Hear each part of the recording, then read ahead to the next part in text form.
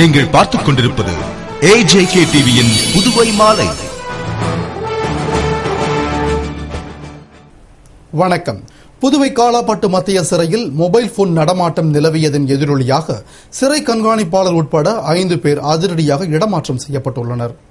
புதுவை பெரிய காலாப்பட்டு மத்திய சிறையில் உள்ள கைதிகள் மொபைல் போன் மூலம் வெளியில் இருக்கும் கூலிப்படைகளை ஏவி கொலை, கொள்ளை உள்ளிட்ட குற்ற செயல்களில் ஈடுபடுவதாக புகார் எழுந்ததால் சிறை ஐஜி தலைமையில் ஆலோசனை கூட்டம் நடத்தப்பட்டு மொபைல் போன் நடமாட்டம் நிலவியதன் எதிரொலியாக 5 பேரை இடமாற்றம் செய்து அதிரடியாக உத்தரவிடப்பட்டது. மேலும் அடுத்த கட்டமாக சிறையில் இருந்தபடி கூலிப்படையை ஏவி கொலை சம்பவங்களை அரங்கேற்றி வந்த 2 கைதிகள் ஏனாம் சிறைக்கு ஓரிரு நாட்களில் மாற்றப்பட உள்ளனர். புதுவை நாட்டு நலப்பணி திட்டத்தின் 42வது ஆண்டு விழாவில் முதலமைச்சர் ரங்கசாமி சிறப்பு விருந்தினராக கலந்து கொண்டு ஆசிரியர் மற்றும் மாணவர்களுக்கு NSS விருதுகள் வழங்கினார். இந்தியாவில் நாட்டு நலப்பணி திட்டம் துவங்கப்பட்டு 42 ஆண்டுகள் நிறைவடைந்து ஆண்டு விழா நாடு முழுவதும் சிறப்பாக கொண்டாடப்பட்டு வருகிறது. அதுபோன்று புதுவை பாக்குமுடையான்பட்டு தனியார் கல்லூரியில் நாட்டு நலப்பணி திட்ட நாள் கொண்டாடப்பட்டது. விழாவிற்கு சட்டமன்ற உறுப்பினர் அசோக் ஆனந்த் தலைமை தாங்கிட பள்ளிக்கல்வி இயக்குநர் பன்னீர்செல்வம், மண்டல இளையோர் அதிகாரி சஜித் பாபு, இணைப்பு அலுவலர் ஏமு ராஜன் ஆகியோர் வாழ்த்தி பேசினர். சிறப்பு விருந்தினராக முதலமைச்சர் ரங்கசாமி கலந்து கொண்டு கடந்த ஆண்டு இத்திட்டத்தில் சிறப்பாக பணியாற்றிய 6 மாணவ மாணவிகளுக்கு 12 ஆசிரியர்களுக்கும் விருதுகளை வழங்கி பாராட்டி பேசினார். தொடர்ந்து மாணவ மாணவிகளின் கலை நிகழ்ச்சிகள் நடைபெற்றது. விழாவிற்கான ஏற்பாடுகளை திட்ட ஒருங்கிணைப்பாளர்கள் வாசுகி, பூபதி, திமோத் மற்றும் அலுவலக ஊழியர்கள் செய்திருந்தனர். மின் உற்பத்தி நிறுவனங்கள் நஷ்டத்தில் இயங்குவதால் மின் கட்டணத்தை உயர்த்துமாறு மாநில அரசுகளுக்கு மத்திய நிதி அமைச்சர் பிரணாப் முகர்ஜி வேண்டுகோள் விடுத்துள்ளார். இது தொடர்பாக மத்திய நிதி அமைச்சர் பிரணாப் முகர்ஜி கூறுகையில், மின் உற்பத்தி நிறுவனங்களின் மின் விநியோகம் மற்றும் உற்பத்தி வசதிகள் மேம்படுத்தப்பட்டுள்ளன. ஆனால் நிதி சுமையால் மின்சார நிறுவனங்கள் தள்ளாடுகிறது என்றும் சராசரியாக 40% அதிகமாக தொழில்நுட்பம் மற்றும் வர்த்தக இழப்பு ஏற்படுவதால் கடும் இன்னலுக்கு உள்ளாகியுள்ளன. எனவே அந்த நிறுவனங்களின் செயல்பாடுகளை மாநில அரசுகள் தொடர்ந்து கண்காணித்து நிலைமைக்கு ஏற்ப மின்சார கட்டணத்தை அவ்வப்போது உயர்த்த வேண்டும் என்ற அவர், நிலக்கரி பற்றாக்குறை, நிலம் கையகப்படுத்துதல், மாநில மின்சார வாரியங்களின் மோசமான நிலை போன்ற பிரச்சினைகளால் மின் உற்பத்தி பற்றாக்குறை ஏற்பட்டுள்ளது. மேலும் மத்திய மாநில அரசுகளின் அனுமதி தாமதமாவதால் 5000 கோடி ரூபாய் மதிப்பிலான மின் திட்டங்கள் நிலுவையில் உள்ளன.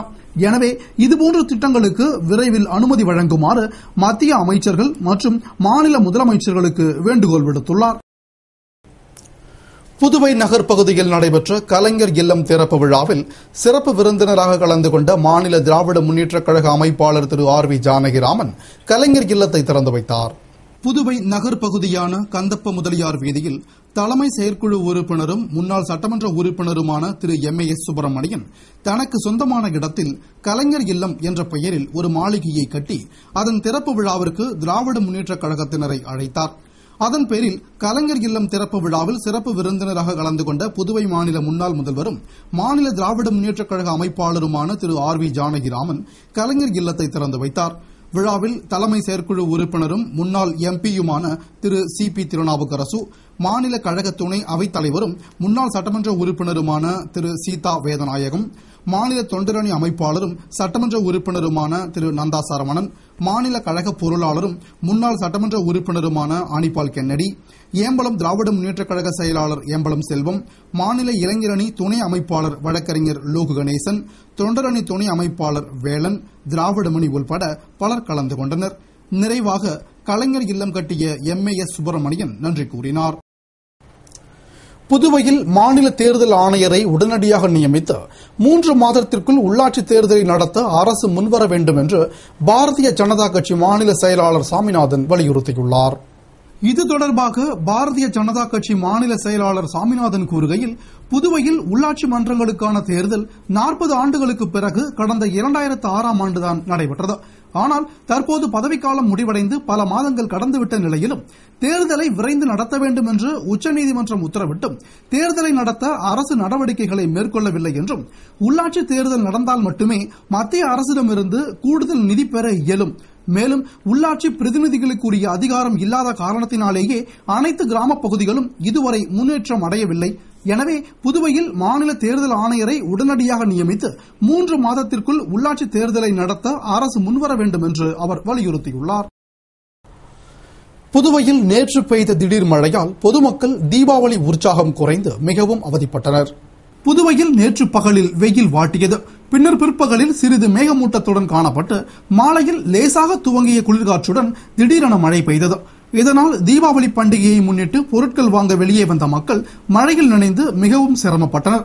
சுமார் 1 மணி நேரம் பெய்த மழையால் வீதிகளில் தண்ணீர் தேங்கியது. சில இடங்களில் மழை நீர் வெள்ளம் போல் பெருக்கெடுத்து ஓடியது. சில மணி நேரத்திற்கு பிறகுதான் மழை நீர் வடிந்து இயல்பு நிலை திரும்பியது. இதனால் பொதுமக்கள் தீபாவளி உற்சாகம் குறைந்து அவதிப்பட்டனர். இந்நிலையில் தற்போது பெய்து வரும் மழை காற்றின் சுழற்சி காரணமாக பெய்து வருகிறது. மேலும் தற்போது கீழே காற்று வீச துவங்கிவிட்டதால் இன்னும் ஓரிரு நாட்களில் வடகிழக்கு பருவமழை துவங்க வாய்ப்புள்ளது என்று வானிலை ஆய்வு மையம் தெரிவித்துள்ளது. புதுவை இந்திரா நகர் தொகுதியில் காங்கிரஸ் சார்பில் போட்டியிட்ட ஏகேடி ஆறுமுகம் முன்னாள் அமைச்சர் நமச்சிவாயம் உள்ளிட்ட காங்கிரஸ் நிர்வாகிகளுடன் சென்று கல்மேடுபேட் பகுதியில் நன்றி தெரிவித்தார். புதுவையில் கடந்த 13ஆம் தேதி நடைபெற்ற இந்திரா நகர் இடைத்தேர்தலில் காங்கிரஸ் சார்பில் திரு ஏகேடி ஆறுமுகம் போட்டியிட்டு 7005 வாக்குகள் பெற்றார்.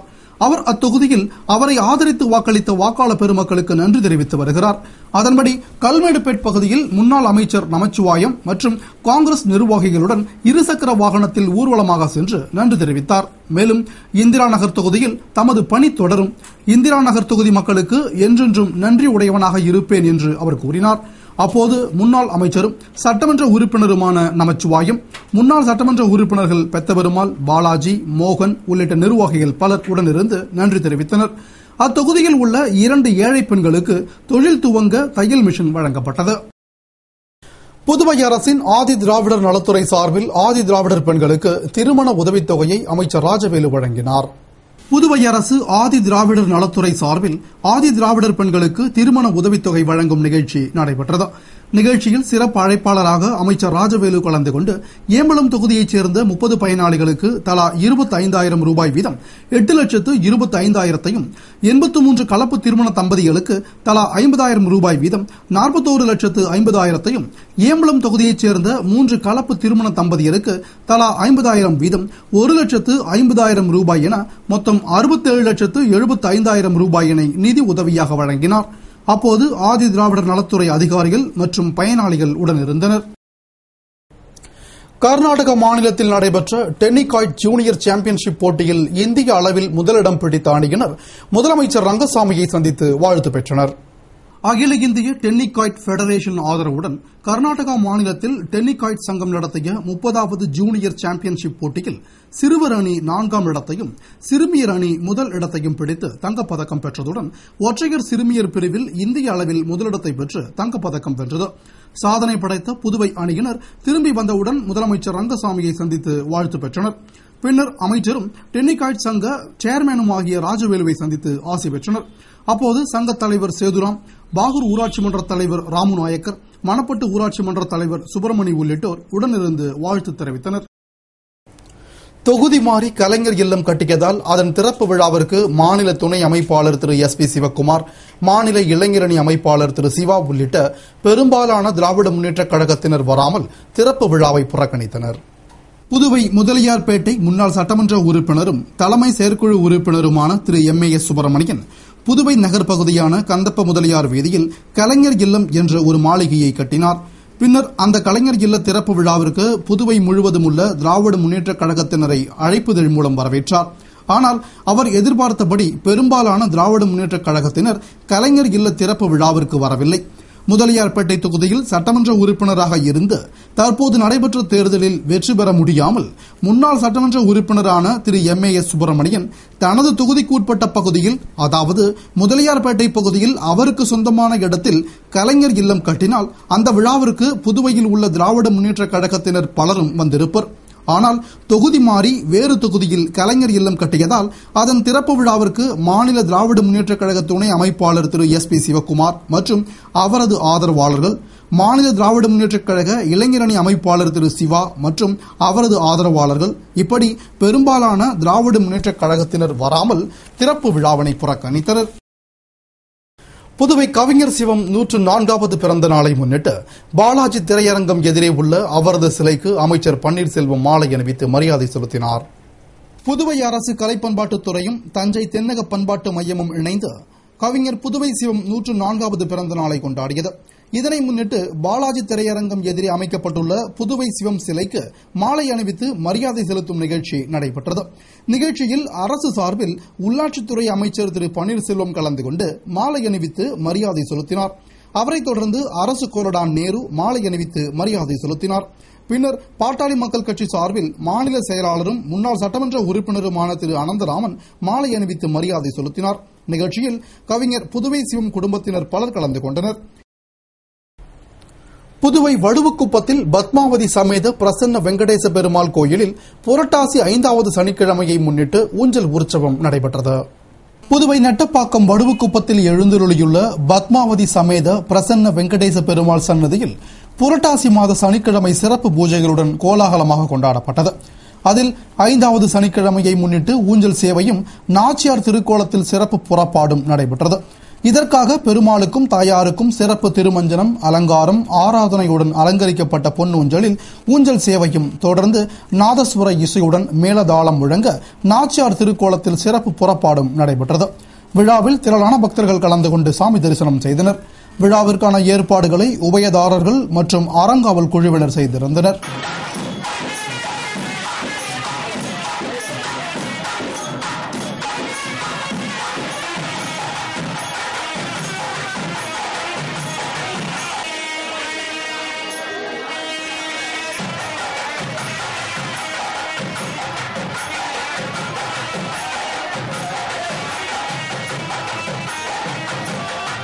இத்துடன் செய்திகள் நிறைவடைந்தன. வணக்கம்.